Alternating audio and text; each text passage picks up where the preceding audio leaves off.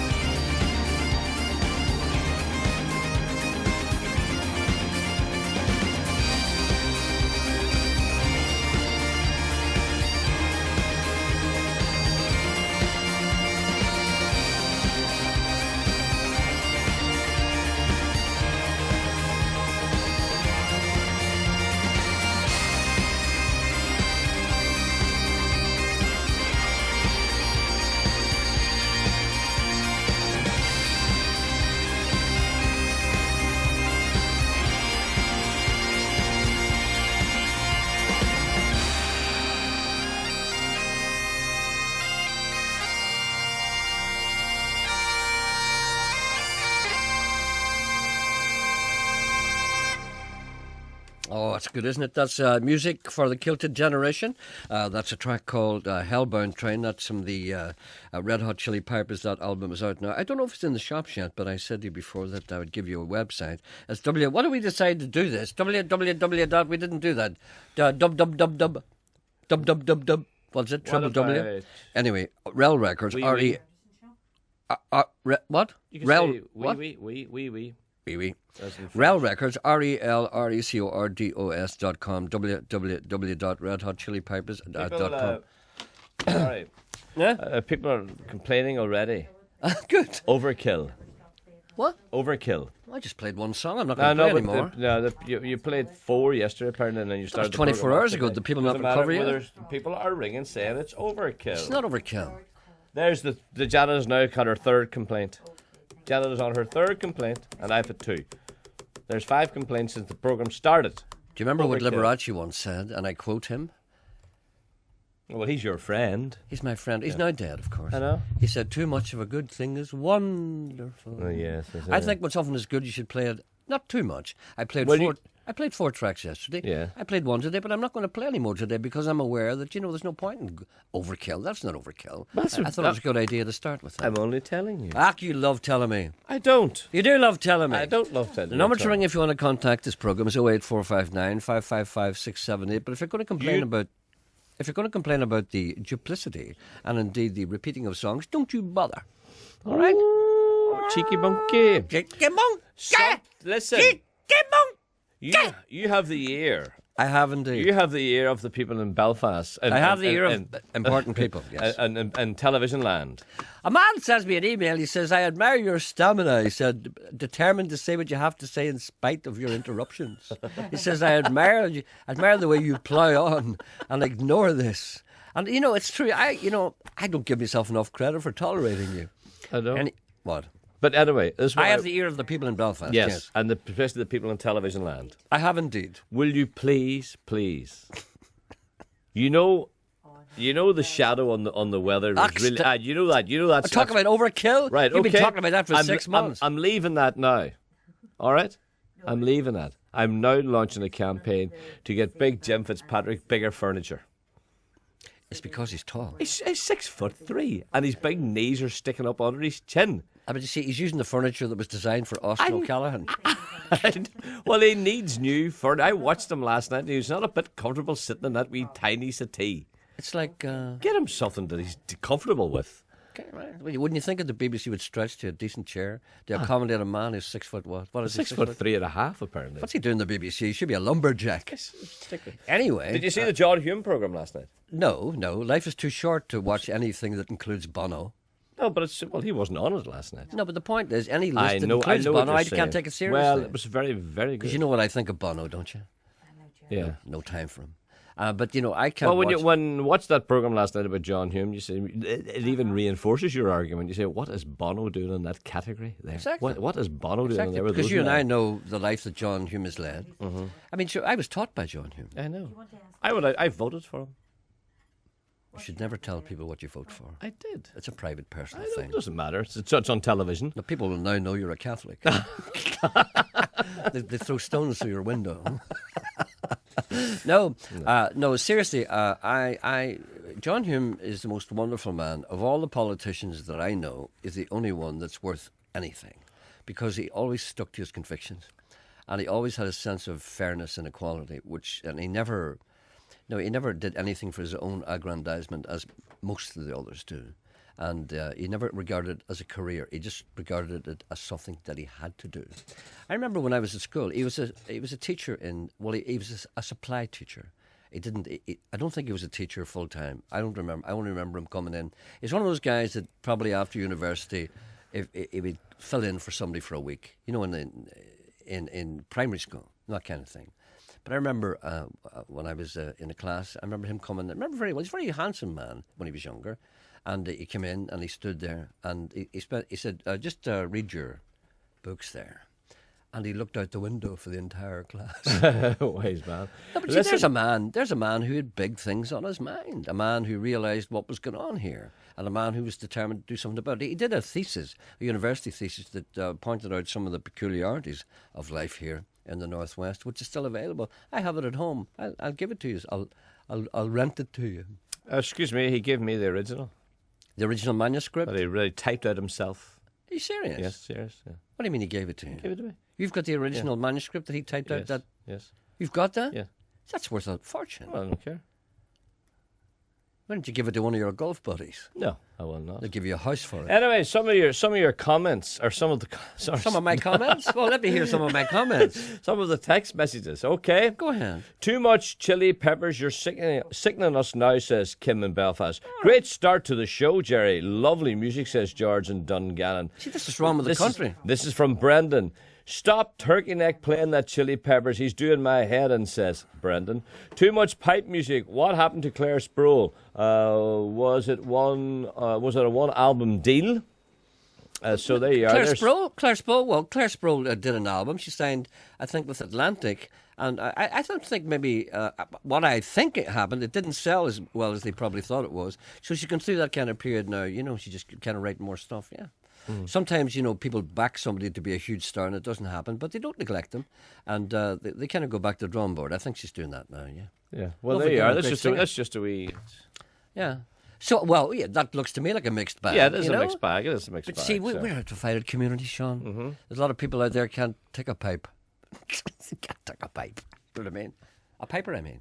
They can't take the bagpipes. I know that. I was always fond of the pipes. Well, I've always the sound of the pipes. My eye has always lit up at the squirrel of a sporran. Anyway, never mind that.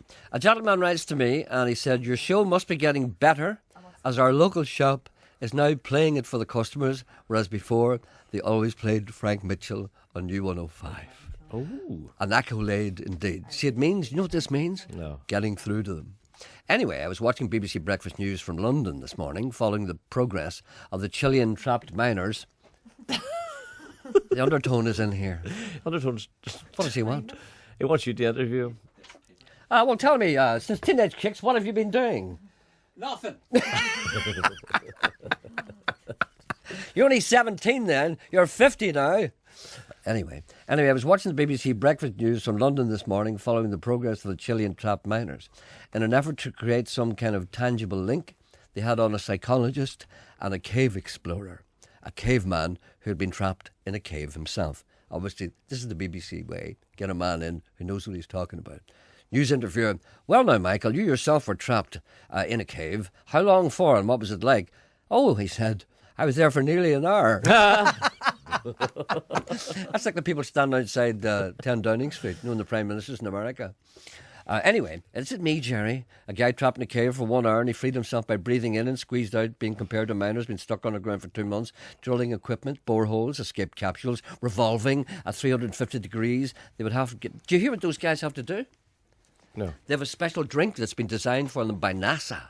Because when they come up in the pod, we'll call it the pod, they're going to be spinning around and going round and they might book. They'll be turning around. Oh, yeah. Is that right? Oh, yeah. It's not just a straight up and down, you know. They have to go around corners and all kinds of stuff. Right. And apparently there's a grave danger that they might book.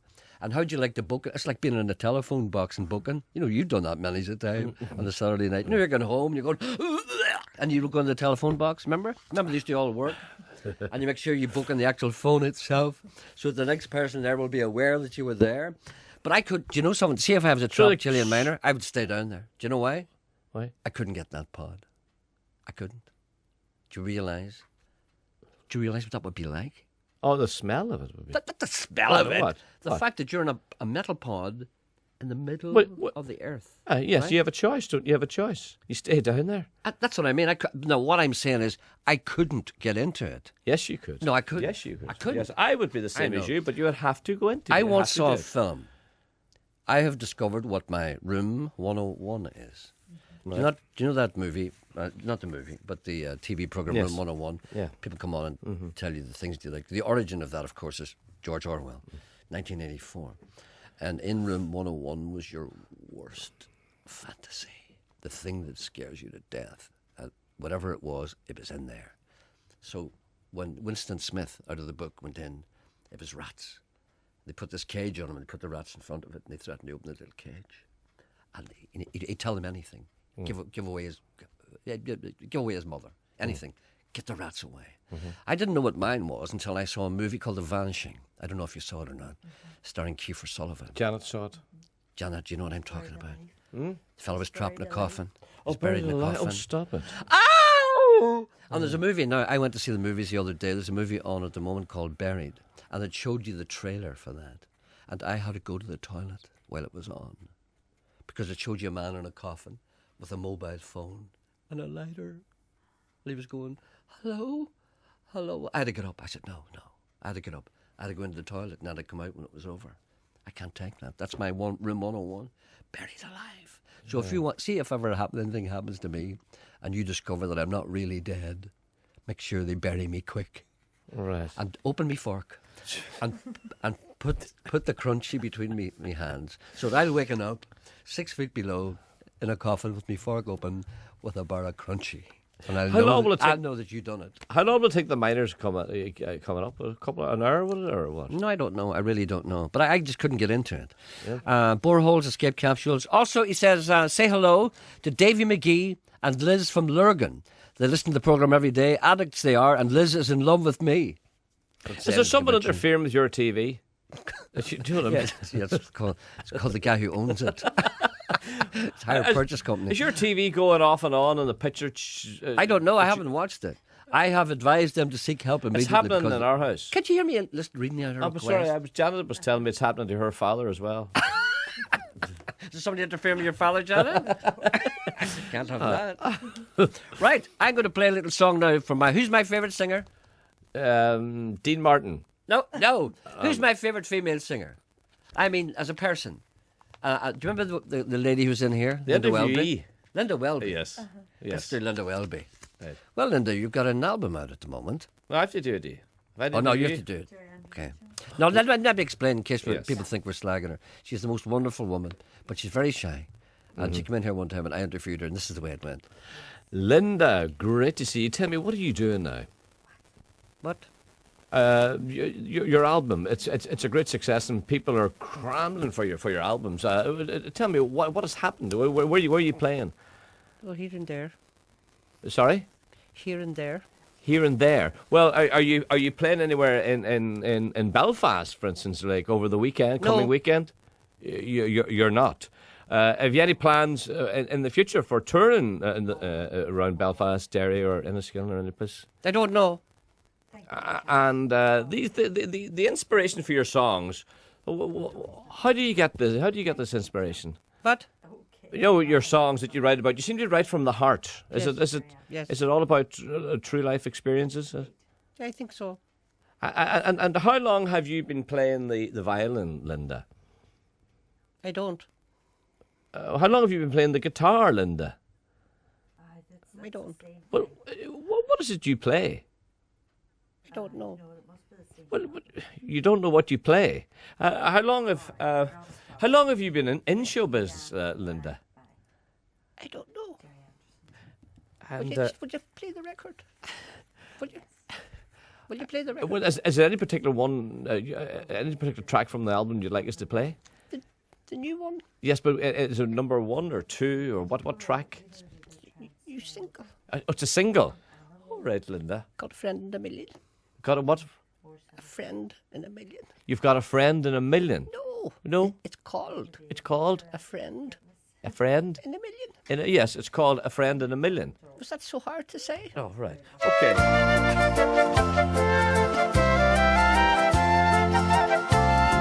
A friend in a million I found in you.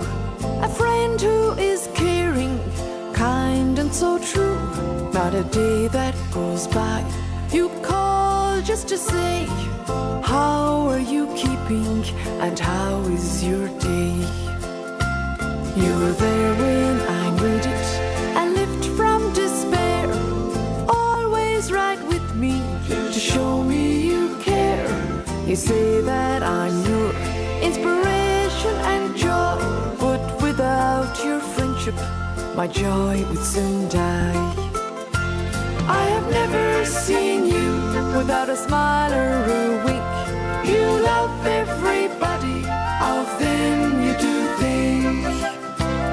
I've always admired you for kindness and grace, and your very presence puts a smile on my face.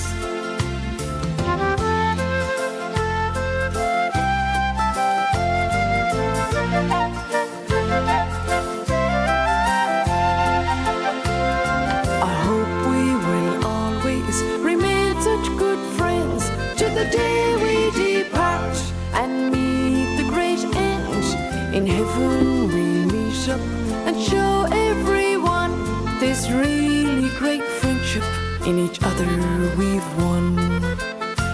I have never seen you without a smile or a wink. You love everybody, how then you do think.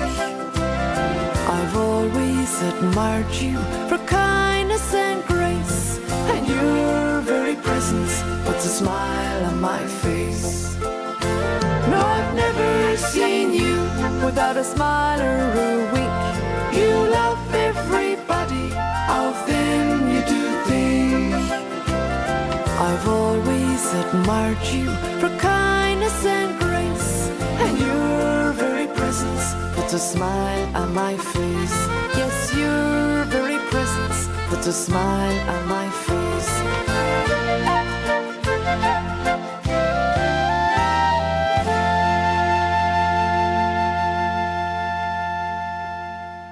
That's Linda Welby. What a lovely singer and a lovely songwriter. And she's not like anybody else. And she's, I just think she's great. That's A Friend in a Million, composed, written and performed by Linda Welby. It's from her new album, which is called, I'm not quite sure what it's called. What's it called? Oh, it was called A Story to Tell. Let me see now. Here's a request. Please would you play Henry McCullough singing From Belfast to Boston. I can't really do that. That's for Mary in Cookstown. I can't really do that because if I do that, I will be accused of overkill because it's about 9 minutes long. And if I do that, no, I can't do it. Now, a gentleman on the phone, Dr. Sunil Paul Raj. You may have read about him in the paper today. Dr. Sunil, how are you? One. You haven't got the finger thing. I have. KM was in. Look, it's there. Hello, doctor? No, I don't think so. Hello, doctor? Hello, Gerry. Good morning, Dr. Sunil. Sorry about that. We have a little trouble. Listen, we were reading in the paper today about this remarkable thing that you're doing. Tell me, you're a paediatrician in the Royal Hospital, and tell me what you're up to. Gerry, I'm planning to take a choir to India. We've been invited by the Madras Musical Association and the William Joseph Foundation to take a choir to, and do 5 concerts in the south of India. One of the concerts is actually going to be held from the terraces of a palace, yes, with people sitting out on the lawns. And all the money then is going to be raised for the Little Sisters of the Poor, which is a Mother Teresa's charity in India. Uh-huh. Now, you're looking for singers. I'm looking for singers and instrumentalists. We hope to take a total choir strength of about 100 people along with an orchestra and produce popular music, right from the 50s to the modern day. Okay. Now, the difference being that the singers and musicians, they will, before we go any further, we have to emphasize that they will have to pay. Partly, yes. Yes. But we've had quite a lot of sponsorship as well, which we'll pass on to the whole choir. Now, normally a trip like this, Gerry, with the kind of accommodation that we are offering would cost about £3,000. I know. I'm just looking at that. Yeah, before you go any further, just let me emphasize that I'm looking at the itinerary. Yes. This is if you were going on a holiday like this, it would cost you a fortune. And I think you're talking somewhere in the region of about £600, aren't you? No, we're talking in the region of about £1,000. £600 would be for the airline tickets. You know, the sponsors do not offer funding for the airlines. Yeah. Or for the cultural part of the tour. What the choir people would have to bear would be the expense of the cultural tour and airline tickets. Yes. Okay, well, I'll tell you what, that seems to me, I wouldn't mind going myself, actually. You know, I think would you take somebody who couldn't really sing? Oh, yes, if it's you, yes, definitely.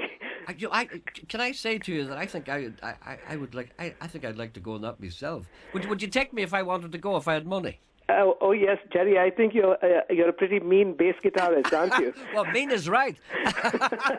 Well, I could play the bass, couldn't I? Yeah, you could, yes. Well, listen, seriously, I would love to go. Well, come along then. I would love to go. Listen, I'll talk to you about it later, but I really would love to go, and it's just right. The timing is right for me. Yes, come along. You're very welcome. I would love to go. Listen, I'm serious about this. I would. No, I'd go and maybe we could make a little film or something, and maybe a radio program or something, and I could play the guitar, couldn't I? I could play the bass guitar. Yes, you certainly could. Well, don't be hiring any bass players until you talk to me. No, not at all. I'll hold on. All right. No, because I'm looking at this and I'm saying to myself, I would just love to go on this. And anyway, never mind me. What about the rest of them? Now, if people are willing to go there, if they're singers or musicians, and they've got a few quid, and it's not, as you say, a trip like this would cost you a fortune, far more than that, and also you're doing something worthwhile. What exactly would the people be doing who go along for this? You mean on the tour, Gerry, Yes. or for the auditions? What will they be doing? No, what will they be doing on the tour? Okay, on the tour, you see, we are going to be doing 5 concerts, as I've said, but we also have a fantastic cultural experience. Yes. Part of the cultural experience is to actually visit, heritage sites in India. We have palaces, we have temples.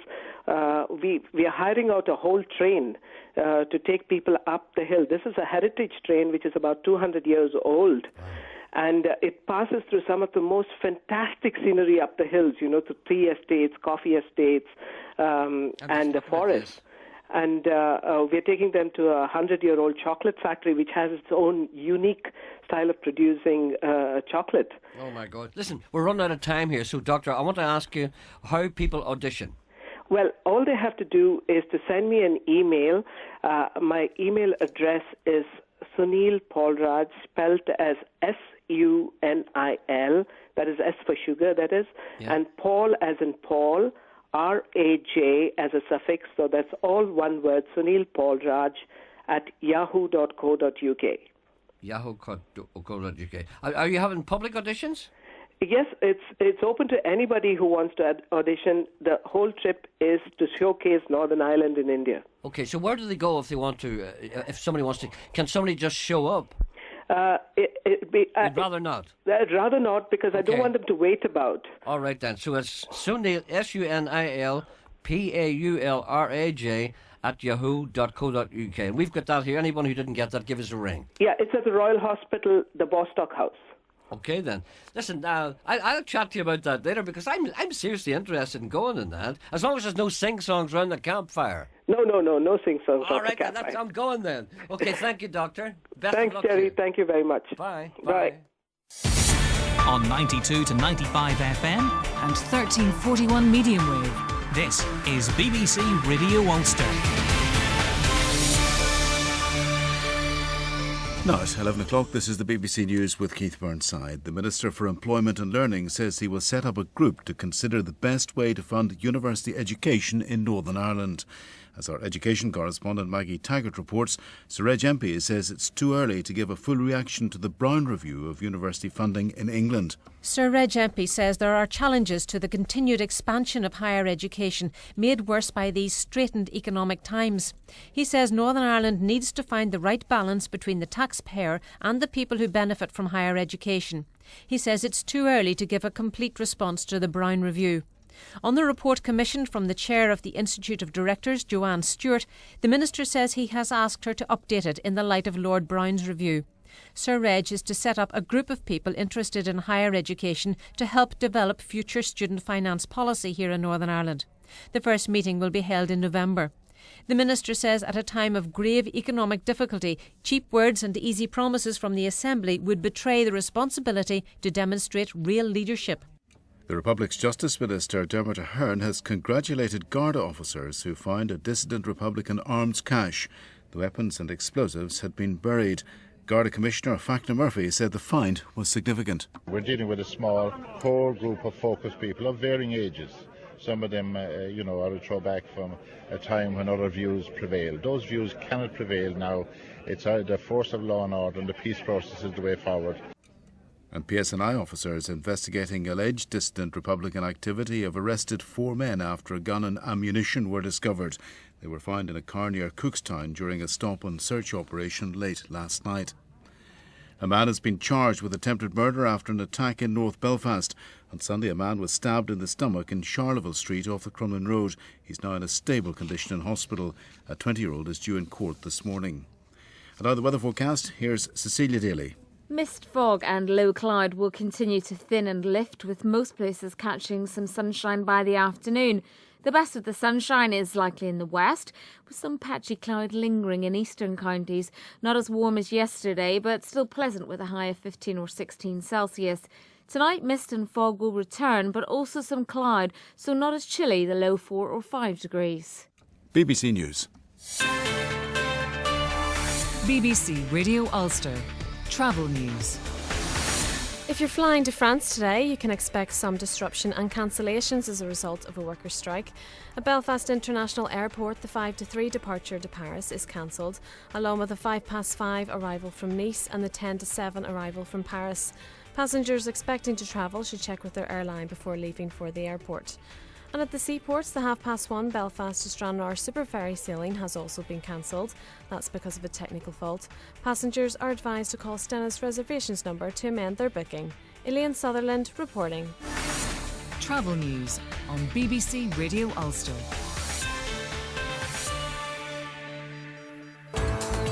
On Talkback with Wendy Austin today, a university education. Is it a right or a privilege? As fees look set to double, could you or your children still go? Socially inadequate, pimply, slightly seedy, single, bald, cauliflower-nosed young men sitting in their mother's basements. Andrew Marr's view of bloggers. He likes them, you can tell. Are you with him or against him? Writer Emma Donoghue on her potential Booker Prize winner, Room. And what about this? The Little Lady. I'm looking for your views on bikini waxing for 11-year-olds. Call me on Talkback at 12.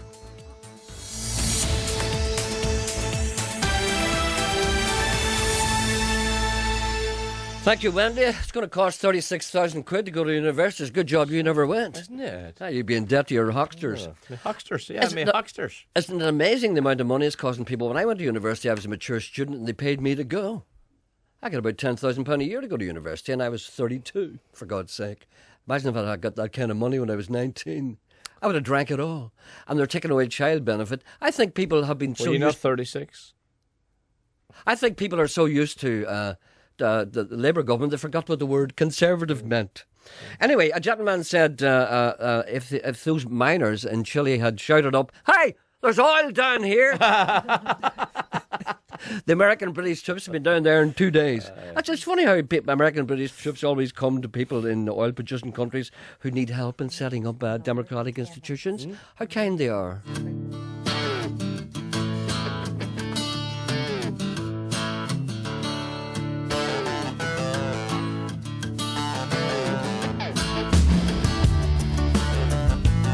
Here's Paul Brady's doing something with the Ulster Orchestra very soon on Radio Ulster. I've had the information at my fingertips. I'll tell you what it was. Could you find that out for me, Sean? Okay. Thank you. This is going to all this pain. Dressing up in them party clothes like nothing's changed. Baby, you can fake a smile, but I can see the truth. Something bad happened here. Okay, there's nothing you can do. You gotta cry it out. Sometimes you gotta scream and shout. Get mad at God. Behind what it's all about. You gotta call him names. Even if he's not to blame, it doesn't matter if it's good or bad. None of this was meant to last. Hey, baby, this too shall pass.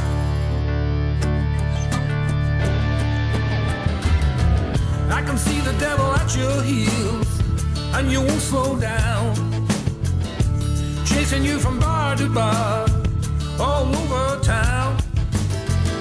The only way to break the spell is to say what's what. But you're already in living hell.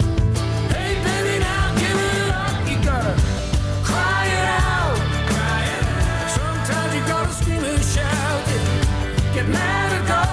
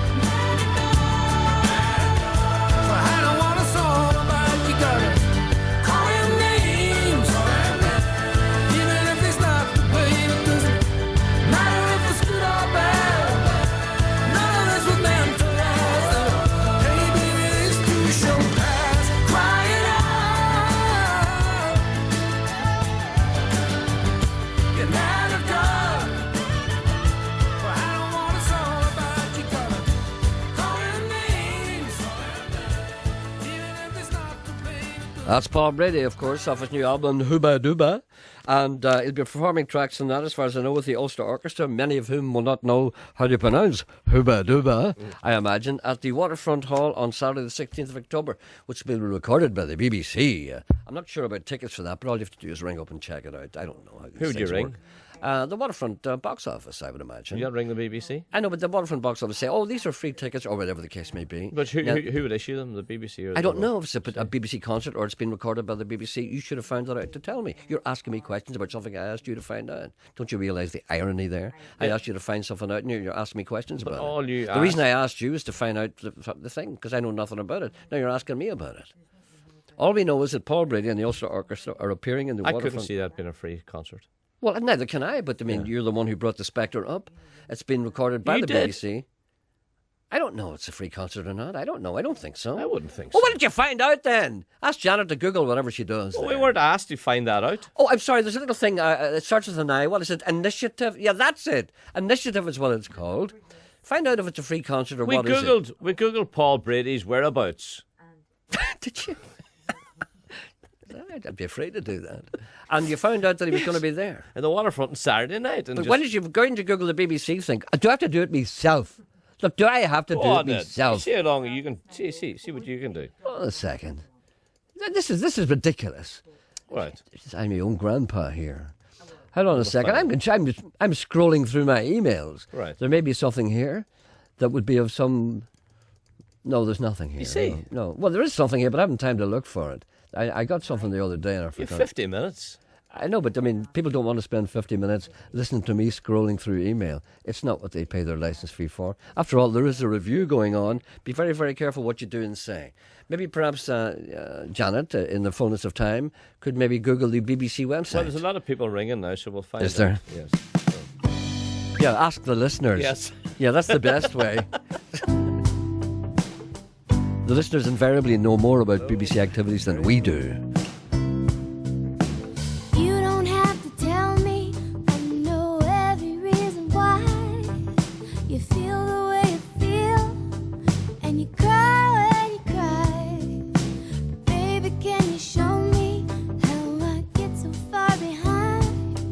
From the bottom of your heart to the back of your mind. 'Cause sometimes I love you too much. Sometimes I love you too much.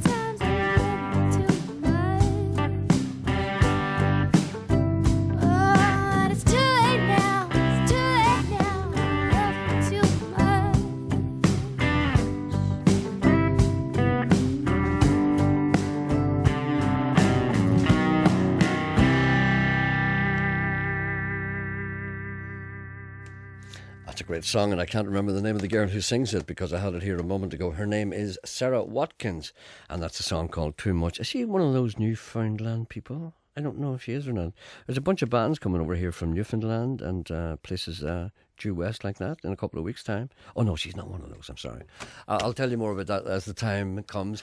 And a gentleman writes to me and he says, it's the Archbishop of Canterbury sent me an email and he said, did you watch Vanessa Feltz on TV last night? With her 2 huge airbags and knees, she looked like an explosion in a tripe factory. I don't think that's the Archbishop of Canterbury. I don't think he would write that. I turned that off. Did you see it? What was it? I just saw her big legs right enough. I was sitting there. Vanessa Feltz. I mean, people actually. It was on after Big Jim Fitzpatrick. It was on around 12 o'clock. What is she doing on TV? A talk show or something? Some. Can you imagine watching a talk show with Vanessa Feltz? Can you imagine how you'd feel if you spent a half an hour doing that? A great show yesterday, kid. A great show which for an hour and a half took everyone's mind off the burning issue of the day. Of course, this is what we're all talking about. Could Stephen Nolan weigh in at 17 stone on Thursday and be crowned the slimmest fat man in Ulster? Apparently there's some great interest in this. It's managed to evade me because I've seen him fat and I've seen him thin. I've seen him fat and I've seen him thin. It's still the same tube. Candles are being lit, vigils held, bets placed, fireworks hoarded for the great night. Fireworks that are, of course, they're not being exploded in children's shoes. President Clinton has been invited. Seamus Heaney has composed a new poem called Thin as a Bogland Snipe. And the Undertones will play their back catalogue in 5 minutes. Well, the songs are very short. Old Geordie will dance a jig and give a talk on the destructive effect on the body from drinking too much cooking sherry before 9 a.m. in the morning. The evening will end with Stephen Nolan in a thong, dancing and bopping to a shake a dead ass, a shake a dead ass. Tommy stood there in his new winter Ugg boots and said, well, well, well, so old Hangman Floggum was caught in drag at the docks running away from a little sailor. He was, I said. The eyebrow was caught red stilettoed. There goes free bus runs to Knock and the Christmas card from the Pope and the conclave of cardinals. Have you anything to say about that incident down the docks in Derry when you were caught with your high-heeled shoes? No, not a lot. No comment. Is there a court case pending? Well, we're trying to get a squash. As the girl said this. Hoist by his own petard, said Tommy. Not so much our man in the Vatican as our man at the docks. Oh, Tommy, I giggled. You're so funny. You should really hang around with Tim McGarry and William Caulfield. Devil's Island's too good for them. I've said it before and I'll say it again. Madam X was the ruination of Mr. Coyle. You see, I think he's right. That was the beginning of your downfall. Madam X. Madam X. A lot of people don't know what that film is about. It was Lana Turner. Yeah. It was a great bodice ripper of its day and a tearjerker. Oh. And it still appears on a regular basis on all the channels on Sky and everywhere. Not a night passes when you flick through and you see, because I do that. I still flick through in the hope I might see something interesting. And I record. See, when I say to you that I've stopped watching television, I've stopped watching television the way that people traditionally stop watching television. Would you do something for me? I will. Because you've got the ear of people in television land. Yes. Will you tell the people to please take off Braveheart? Braveheart? Braveheart, it's on every night of the week in some channel. Yeah, Would you're you right. Please stop it. Yes, we've seen it. Yes. But let's move on. Yeah. If only he had stuck with Looney Tunes, said Tommy, and not moved onto the hard stuff.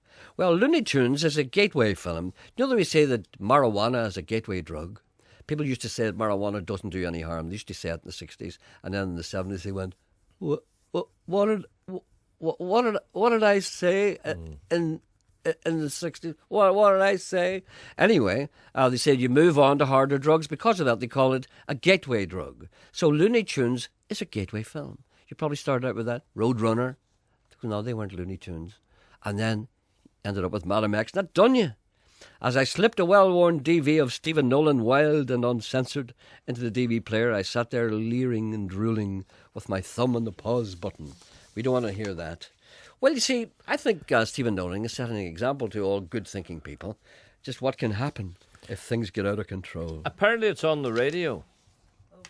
It's on the radio. I have it here. Paul Brady and the Ulster Orchestra in the Waterfront. It's a Queen's University event with the Ulster Orchestra, an evening of best young song. Sorry, I'll try that again. Best love songs introduced by John Toll. never asked me to do stuff like that. Mm-hmm. And I'm a musician. There's an anger here. Did you hear it fermenting inside me? Mm-hmm. Anyway, no, I did a thing with the Ulster Orchestra before, and I think I frightened them. We know. did, actually. Anyway, it's on for 117 minutes, to be exact. And I don't know if it's how do people go? Did you find out? Of course, you found out from the BBC if there's a free concert or not. No. You didn't? No. Janice found out. I don't know where she got it. Janet, No. what's the answer? Eh? What? Yeah, Janice says you can listen to it free. I know you can Yes. listen to it In free. the house free. Because we all buy a license. Yes. But the question was, and I'm sorry, Janet, if I confused you in some way, the question was, I asked you to find out if you can go to it. You can go to it, but you have to pay. It's not what I'm asking you. Yeah, but Right. you can stay in the house.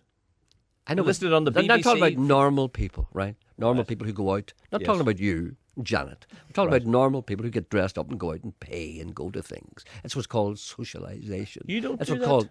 I do. You don't pay. I went. You don't. Oh, I pay. don't pay. Sorry, No, that yeah, slipped that's out. aye. No, but I go to things that I pay for. You do not. What was the last thing you paid for? The last No, thing don't I answer paid that. for? Don't answer that. Don't answer that. Right. Let's move on. It's 27 I go to quid. I go to the wall. I'm going. Will you hear this? This is going to make you die. This is going to make you die. On the, I think it's the May or the 15th and 16th in the O2 in Dublin. The wall is on. You don't even know what the wall is. What? Roger Waters, the wall. What date? I think it's the 15th and 16th of May. Of this month that we're in. May next year. Oh, May. Oh, right. Sorry. I'm going to buy a number of tickets for that. Do you know how much the tickets are? Some of them are 300 quid. You'll not buy a ticket for that. Did you hear what I said? I'm buying a number of tickets for that. What is it? And some of the tickets are 300 quid. Are you going to give them away as prizes in the programme? No, I'm going to use them. And I know that you cannot conceive that any man would. You'll pay not that be there. amount. You'll have something else to do. You see, it can't sink into your mind. As Janet said, when you were talking to that doctor about going to India, and you would love to go, Janet wants to know, are you going to India after you cycle round the Great Wall of China? I've decided not to cycle around the Great Wall of China because I have no puncture outfit. Yes. I am considering going to India because the timing is right for me, and I've never been on the Indian subcontinent, and I'm looking at the agenda, which you do not see because I have it in here in front of me. And I say to myself, but the only thing I'm worried about that, do you know what happened to John Peel when he went to Peru? No. He never came back. Supposing I went to India, well-known broadcaster expires in Mumbai. Hey, what about a Sunday World headline for that? He went out one night. He seemed all right. He said, "I may be sometime." They found him crumpled in the corner of a bordello, surrounded by women who didn't know his name. Down around my ears, I'm drowning in a river of my tears. When all my will is gone, you hold me sway. I need you at the dimming of the day. You pull me like the moon pulls on the tide. You know just where I keep my better side.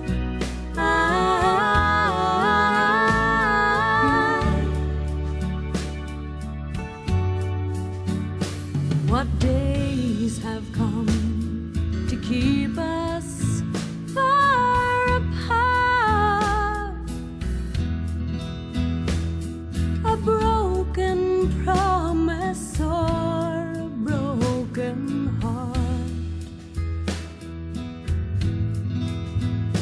Now all the bonny birds have wheeled away.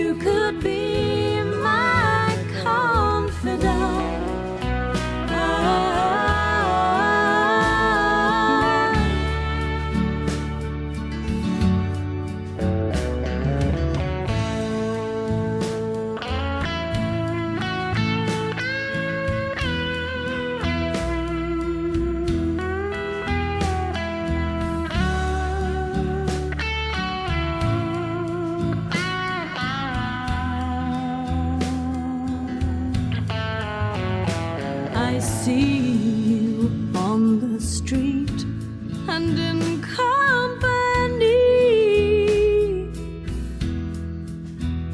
Why don't you come and ease your mind with me? I'm living for the night we steal away. I need you at the dimming of the day. I need you at the dimming of the day.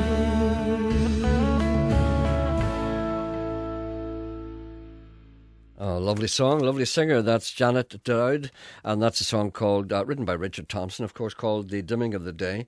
That's from her new album, which is called 300 Miles. She's going to come into the studio someday and sing a few songs for us. Listen, I've got a kind of unusual... Hello? Hello? Hello? Hello? Can I put you... These telephones are not what they were. Actually, sometimes you have to pretend you're on the top of a mountain and scream down through them. This is because the technical... yes. There's a man... Can you take this call? Can you take this call up on the desk? Can you? Relax. Please. I don't know Relax. what's going on. Just No, relax. go on. Relax. Go on. Relax. Can he take this? Can he take that call there? Where is it? Don't talk to me as if I'm Is not that it here. there now? Over there. Can he Put take it in there. can he take this that call, on the Janet? desk now, please? Can he take it? Table King, but I just handed my pinball crown to him. I thought I was, the radio was her king. Along came Anderson, gave my crown to him. He's a pinball wizard. I know what this is. We were talking the other day. I was telling that Ralph McLean was telling me that he was in Nashville one time, and I heard a man singing Pinball Wizard to the tune of Folsom Prison Blues. So a man has recorded that. How did that come about there? How did that come about? Well, you see, I picked up the phone, and you heard me saying hello, hello, and that music was playing, and the person wouldn't speak. So Well, ask the person to come You've come on heard again. what I have heard. That's That's what I pick up. That's what it was. Well, how interesting. But that was about you. I know, but there's a pinball mentioned, but I heard a pinball mentioned. Yes. I know. But I'd be afraid to listen to that in case it contains some words that we don't like. Is it Joyce Brush, do you think? It doesn't sound like Joyce Bruce. It sounds like someone human. Sounds heavier for Joyce, doesn't it? Sounds like some kind of man who makes a living doing Johnny Cash. Speaking of speaking of recording artists, you read in the paper today, of course, that Nadine Coyle said that she recorded her album in her bathroom. And because of that, a gentleman has written to me and says, could you possibly do Nadine Coyle explaining that to the Dungiven salesman? So you got your album out now, Nadine. Look at that wee chair you have there. Look, she's got a bit of a dent there and a bit of a dinge there. Do you want me to get a body work at it? Panel beating there, a wee bit of... do you want a tea cut? Do you want a tea cut? Anyway, you have a new album out here on the grapevine. No, listen. I was kind of saying to the people here that, you're quite quiet because now Cheryl Cole, your woman, like, she's all over the fucking place, and you're hanging about that big basketball player, and you're in America, and you're opening pubs, and it's a singing that you're good at, but then you're going about it half-arsed, if you don't mind me saying so. I read in the paper there that you recorded your album in your bathroom. Was there no studios available or what? Well, you see, I started singing in the bathroom. My daddy heard me singing in the bathroom. I hope you pulled the chain. That's all I can say. Oh, I wasn't doing anything like that. No, you see, when I was a wee girl, and you were growing up, and you'd get your mammy's lipstick and powder, and you would go into the bathroom and do yourself up and pretend to be a big girl. Well, I used to dress up and I used to sing in the bathroom. And my daddy said, God, Nadine, it'd be great if you could make a record like that in the bathroom. Well, the thing is, it's the built-in echo.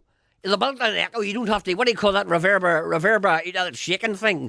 Reverberation. You don't have to worry about getting that machine because she's actually on the actual, the tiles there, the notes bounce off the tiles. And do you have a budget? Do you have a budget? No, we don't have that. But I'll tell you what we did have. What? We had all the family, and it was a lovely experience, you know, because we were all there in the bathroom. But I suppose, look, it's a matter of, this is a delicate matter now, I don't like bringing this up, you know, in the car there, but I suppose whilst yous were all in there, supposing one of yous wanted to go, would the others go out and wait, or what? Like, are they all watch the people going? No, they watch the people going? God, no, we thought about that. So we said to Mrs. Cunningham, she lives next door. Aye. And we said, could we use your loo, Mrs. Cunningham, if any of us take short, you see? So what was her reply? Aye, no problem. She went and got a new good neighbour. She had new toilet rolls and everything, and that was great. Well, I was talking to a fella the other day, and they were saying that you were coming down, and then they thought you were going to use their toilet, you see, when you were recording the album, but you went to Mrs. Cunningham instead. And they were very upset. You know what they had to do? They got all ready for it, and they said to you, listen, that Nadine one's not coming now after all. Like, bring them toilet rolls back down to the mobile and tell them I want 10 Woodbine. You see, the whole tour is going to be based on this, Gerry. You know, like, you played in bands and you'll understand. It sounds to me as if you're on a roll. You see, if you don't mind me saying so, is that a bit of a pun there? You're on a roll now. God, you're wild funny. You know, I miss the Northern Age. But you know what I noticed there in your video? I seen it the other night. You're not dancing on it. No, we're all in the toilet. My daddy and my mammy and we're all singing together. You look as if you're cut short. That's all I can say. You look as if you're cut short. Anyway, good luck to you now, and how many miles up in that car now? There's 39,000. Is that genuine mileage? No, my daddy turned the clock back. Good man, good man. Never be the sun turning in the sky.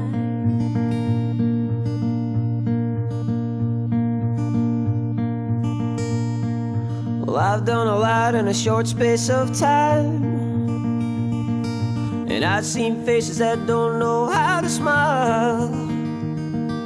People on the ground, they look up at you. It's hard to switch off, but that's what I'm trying to do.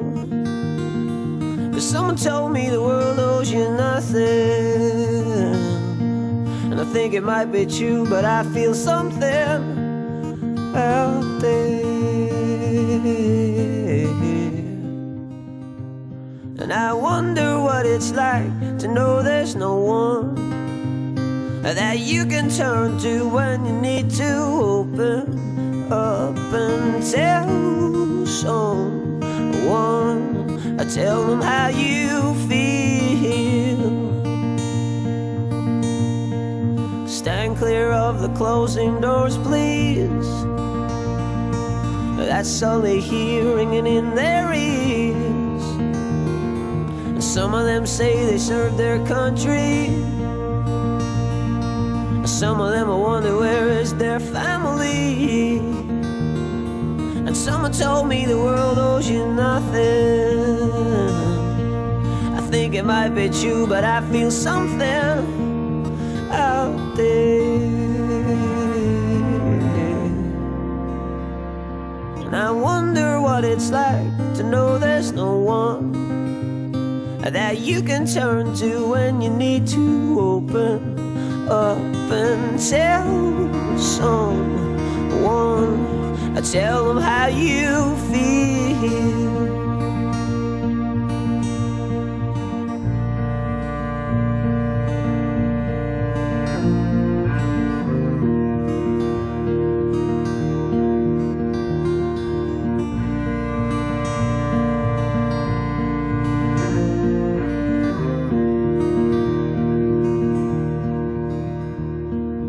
Gets me down when I see you eating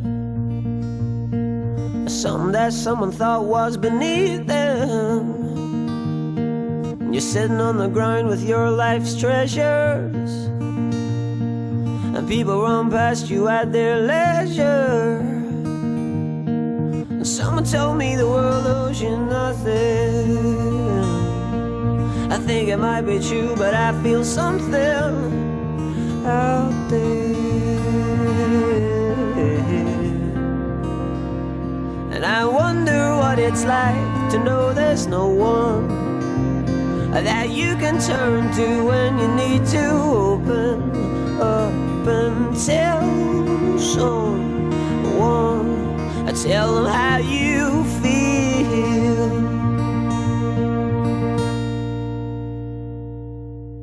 That's a singer called John Gribben. It's a band, really, called Building Pictures.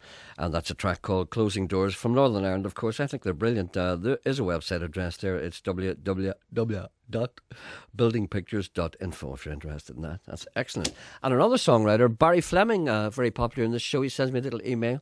He's got a new album out. It'll be out very, very shortly. I think he's going to get copies on Monday the 18th. And he's going to come in here and have a wee chat about that. And he said it's amazing the interest that he's had in his work. He said he's got his emails from Russia, Switzerland, Canada. I said Switzerland.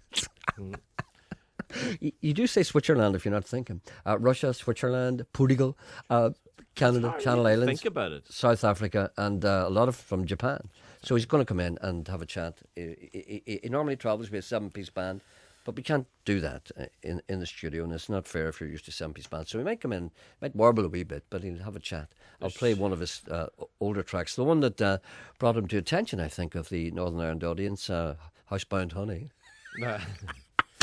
There's a man angry. Stop, will you? Never laugh at nothing. There's a man angry at Fermanagh dollar drivers. They're not switching on their lights. Apparently there's a lot of fogging in around the Fermanagh area. Tell him to get over it. That's what Tell him to get over it. He wants to put on their lights. Sake, catch There's a man needs your help in Belfast. Some life's too short to be worried about fog in Fermanagh. For God's sake. And, here's a wee message from Janet. Janet wants me to let the people know that there's a caller who would like to swap 2 tickets for Lady Gaga on Tuesday the 2nd of November for 2 tickets for Sunday the 31st of October. So anyone who wants to switch nights, give us a ring here, 08459 555 678. If you want... If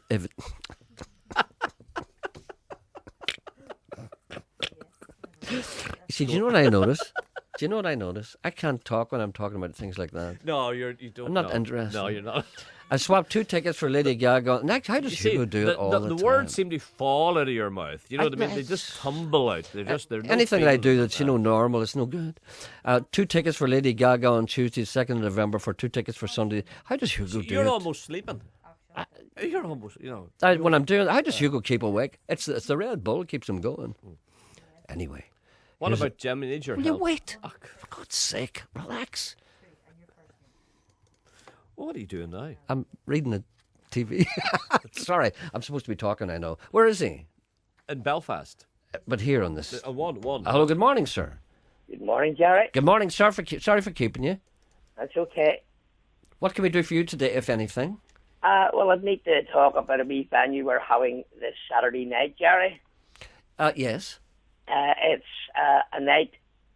It's for youth, a youth club in the Ulmer Road. Okay. At the back of the church. It's run by the church, and it's to get the building fund. It's to get a new floor, to put in a wooden floor for the kids in that area.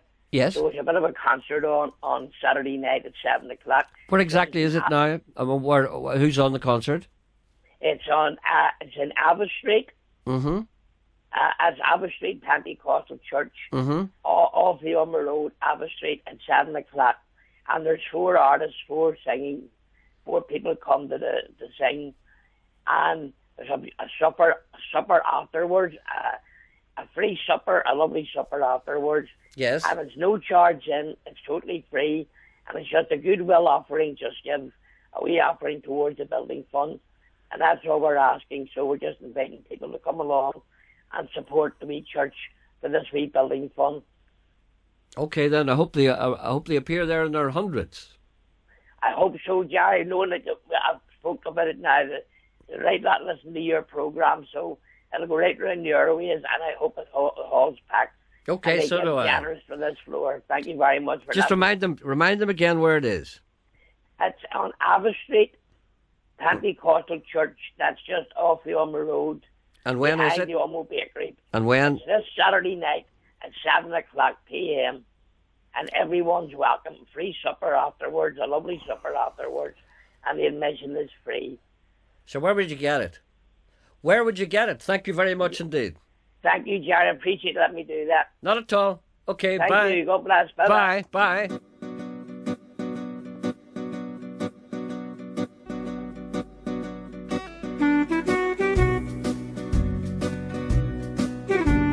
This is Barry Fleming.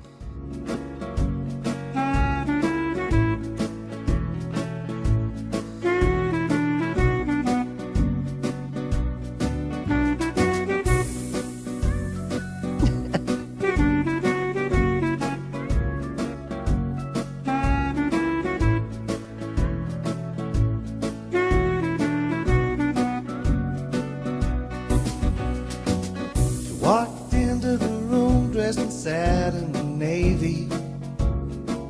Ought to be somebody's lady. Is all that she needs. Up at the bar, there's no need to order. Everything is done for her. Just has to sparkle and shine. Candles are lit, flowers arranged at her table.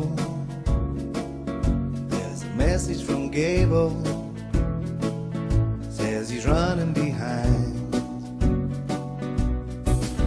She's a queen, she's a lady, she's a one of a kind. She's forgotten all the life that she's left far behind. She's the dreamboat of many, sails over stormy seas.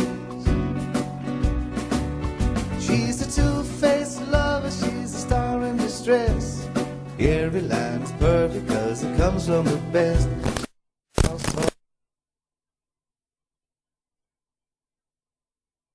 Why did you take it off? Was that us? You took it off. Oh, no, I didn't take it off. Was that... was something happened there? What are you on about? Oh, sorry. It was pinking. What was pinking? Something happened. It stopped in my ears. What? But it wasn't. It stopped in my ears, But but it it didn't wasn't stop on actually, the radio? No. It's these headphones. Oh, dear. I'm sorry about that. It's Ken's fault. Sue It's Ken. Ken's. Just blame Ken. Could you talk to Edwina? I could. Sorry about that. Sorry about that. I'll play that again sometime. You see, when it You when can it play stops in your ears, you think, what? You could play it again. No, why sometimes. You can play it again this morning. I'll tell you what I'll do, Edwina's yeah. on too. Okay, hold on a second. I'll play it again in a minute. Yeah. Could you give out the doctor's number? Oh, will you stop all these questions? Hello, good morning. Look, there's nobody here now. Two. Hello, Gerry. Yes, hello. Right, I was wondering if you or if I could advertise if the Golden Oldies Roadshow are having a charity disco. Yes. 60s, 70s and 80s theme in Ballymoney Rugby Club. Yes. On Friday the 15th, this Friday. Uh-huh. And there's a prize for the best dress fashion of the decade. And all proceeds are going to a feeding programme for orphans for Christmas. So people are going to dress up in, 50s, 60s? 60s, 70s and 80s theme. Right. So this Golden Road Show, they're doing it all free, for the charity. Uh-huh. All right, then. So, and you asking people to go along to that? Please, if anyone wanted a ticket, you could get one. The Drop-In Ministries charity shop in Ballymoney. All right, then. And does everybody have to dress up? No, it's optional. But it is nice. Sure, turn back the years. Sometimes you can turn back too many years. Now, I don't know. But hold on a minute. 1960s, you're talking about nearly 50 years here. This style was good then.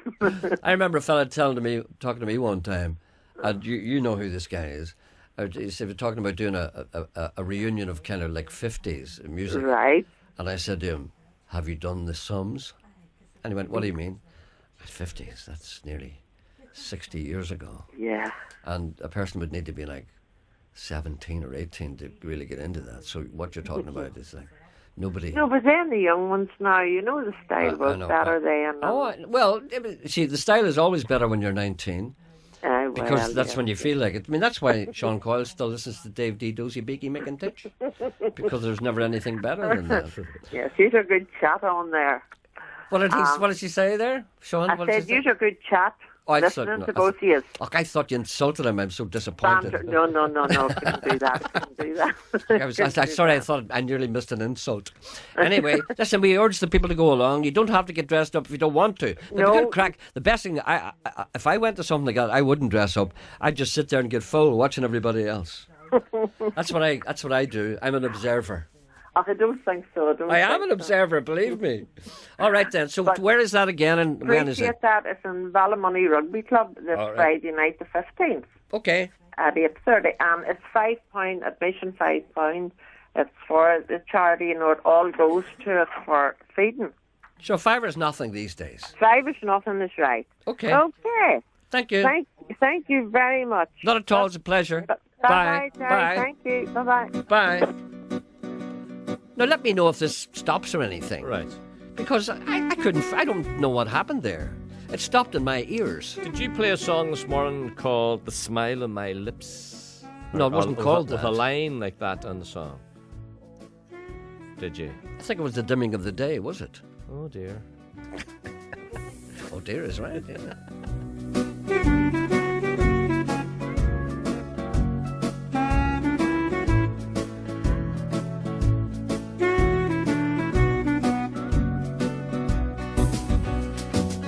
Walked into the room dressed in satin and navy, ought to be somebody's lady. It's all that you need. Up at the bar, there's no need to order. Everything is done for her. Just has to sparkle and shine. Candles are lit, flowers arranged at her table. There's a message from Gable, says he's running behind. She's a queen, she's a lady, she's a one of a kind. She's forgotten all the life that she's left far behind. She's the dreamboat of many, sails over stormy seas. She's a two-faced lover, she's a star in distress. Every line is perfect cause it comes from the best. She's a household honey, front page VIP.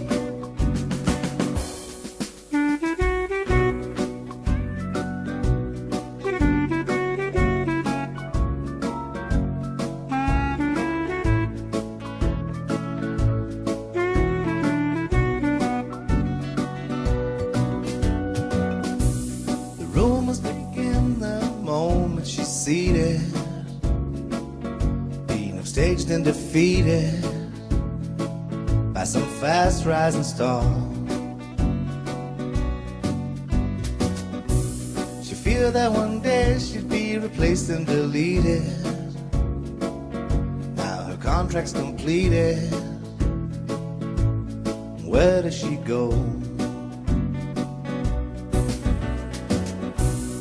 Looks and the stares she's laid from her table.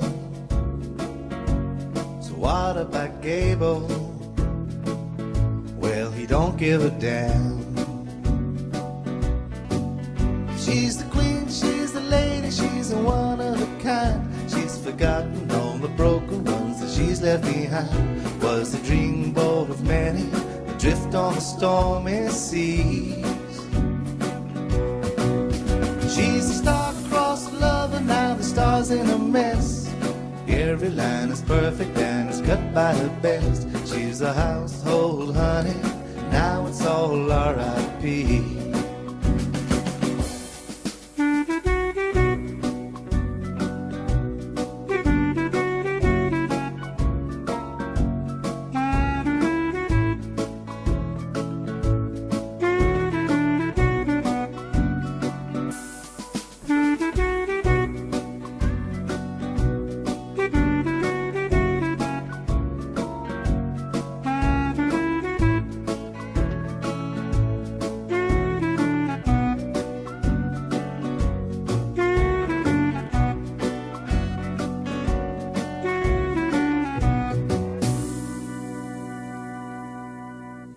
That's Barry Fleming. More news about his new LP coming up in a few days. Gentleman writes, apropos, John Hume, about 20 years ago, I was sitting on a plane at Manchester Airport when a scruffy man in an anorak sat down beside me. It was John Hume. I gave the traditional Belfast greeting, "What about you?" But he was deep in thought, so I left him to it.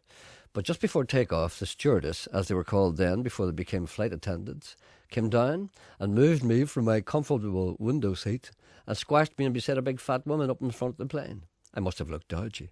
So John got the whole back row to himself. I never voted for him again, but then again, I was a Protestant. You can't blame John for that. You can't blame a man for the actions of a flight attendant. We know this. Did we sort to sing about Paul Brady yet? Sorted long ago. Can the people go? If they want to.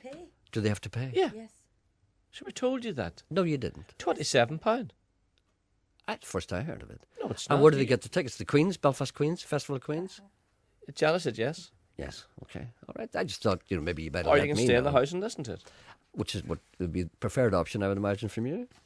Last night, my son, there was a programme on last night which I nearly watched, which I taped. It was called The History of the Horror Movie. It was on BBC 4. I have it taped. I may watch it tonight. I'm not quite sure. But Michelle watched it. And she said, last night, my son and I watched The Bride of Frankenstein.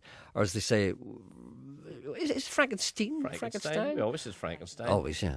But that was the programme that was on after that. Yes, I know I'm 75 years late with my critique. How the hell was that ever a horror film? It was hilarious, albeit downright annoying. You would not believe the number of times I shouted at the TV, "That's not the book!" referring to Mary Shelley's 1918 text. Even the title is wrong. Victor Frankenstein was the name of the creator of the monster. It was the monster who wanted a bride. At one point I said, yes, that is in the book, but come on, it didn't happen like that at all. The monster enters a cottage in which a blind man is playing a violin. It's uncanny how quickly the blind man teaches the monster to talk. Must have been learning Ulster Scots. In the book, the monster had already educated himself, having hidden in a hovel for a whole year beside the college. Sounds like he didn't get a grant. Suffice to say, I conclude my critique with, "What a load of shite," she said. And that's what she says here. Anyway, could I read a birthday request for her? Go on. Melda Hall. Melda Hall, who's in the Brookfield Fold on the Antrim Road, and this is happy birthday. She's 90 today from all the staff. And also Catherine in Lisburn wants to hear Bonnie Tyler singing Total Eclipse of the Heart. And a student has left his wallet behind him. It was in a black taxi that he got from the Europa going to Stranmillis last night. It was found. Was there drink involved? The taxi driver was sober. I told about the student. Was drink involved? Did he admit being full? Was he full? No, I don't know. Should have asked him. I would have asked him. That's why you're not in here. It was his mother. Oh, was she No, sober? she wasn't full. His mother phoned. Great shows last week, kid. Well, great shows that gave further hope to the imminent rescue of the trapped Chilean miners and coffin dodger, friend of mine, 97-year-old neighbour, Matlock McGrinder, who's going into hospital to have his vasectomy reversed. Have you ever considered that? No, nobody else is ringing.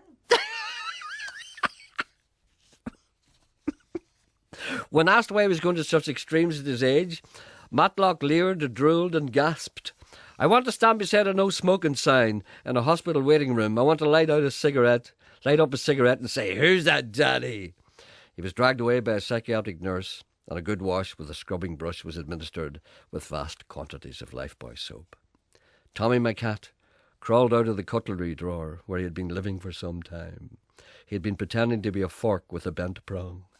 Tommy hitched up his little lavender trousers and said, "I see Harry Hill is back on television." "So what?" "I'll tell you what," said Tommy. "Harry Hill is a qualified doctor, as is Jonathan Miller of Beyond the Fringe fame, and Graham Gardner from the rib-tickling trio of the Goodies, all qualified doctors." "Why?" yelled Tommy, adopting the stance of Lloyd George. "Why would 3 qualified doctors turn their backs on the most noble of callings to become crap comedians?" "And another thing," yelled Tommy, "why has no comedian ever become a doctor?" "By the fruit of the loom," I cried. "You've hit upon a conundrum there, lad. It's all one-way traffic. Doctor to comedian, but no comedians to doctor. No poacher to gamekeeper, no gamekeeper to poacher. See, gamekeepers don't turn into poachers. Poachers always turn into gamekeepers." It's a reet puzzle, lad, and no mistake. Perhaps 'tis best that way, said Tommy, lapsing into a northern accent for no particular reason. Would you like to be lying helpless in a hospital and see May McFetridge approach your nether regions with a shaving brush and a cutthroat razor? No! Suddenly Jim Rogers burst in screaming, No, no, no! There'll be no double jobbing, not in my watch.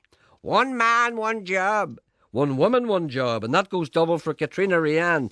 Och, yous grand. What do you want grammar schools for? Aren't yous grand? So what's the point in getting all the smart people in with all the hoodies? So the hoodies will only beat up the smart people. Teach them their place. Yous are grand. What do you want grammar schools for? We're not grand, screamed Jim. Well, yous are grand. Yous are grand the way yous are. Sure, plenty brew coming in. We're a long way from grand. We've never been less grand. We're not grand. Grand, we are not. So what does that make Jim Rogers? Dr. Fix-It or comedian answers on a postcard to Frank Mitchell. The cardboard box outside the gates of UTV. How cruel. And true.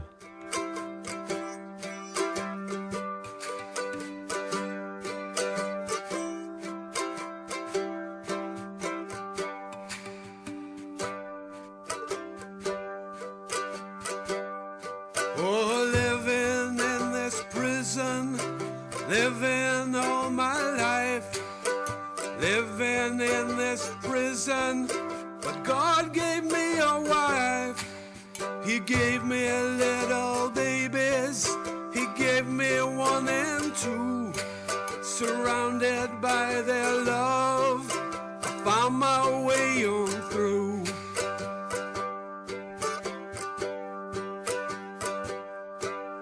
But I can't hold to nothing, for nothing's pretty lame.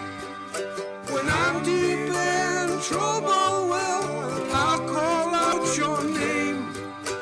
Lift me out of darkness, or lift me to the sky. I am just a star child, I'll go home when I die.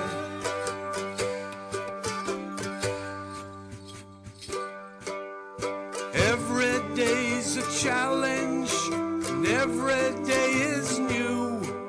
With all this love around me, I think I'll make it through. Most times it's the simple things that keep me going on. It's not me that's writing this, I'm just passing it along.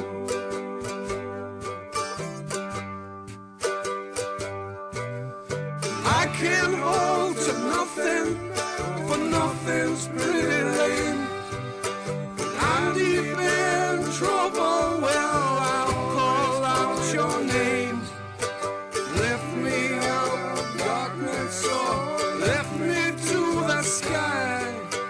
I am just a star child, I'll go home when I die.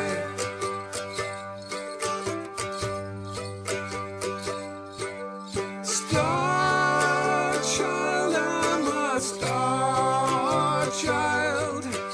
Moon, moon, baby, I'm just running wild. Star child, oh, I'm a starry thing. We are gifts from God, and we are meant to sing.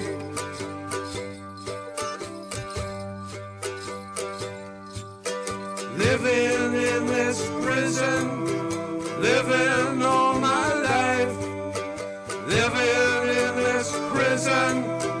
God gave me a wife, he gave me little babies, he gave me 1 and 2. Surrounded by their love, I found my way on through. Oh yeah. I can't hold to nothing, but nothing's pretty lame. When I'm deep in trouble, well, I'll call out your name. Lift me out of darkness, or lift me to the sky. I am just a star child, I'll go home when I die. When I die.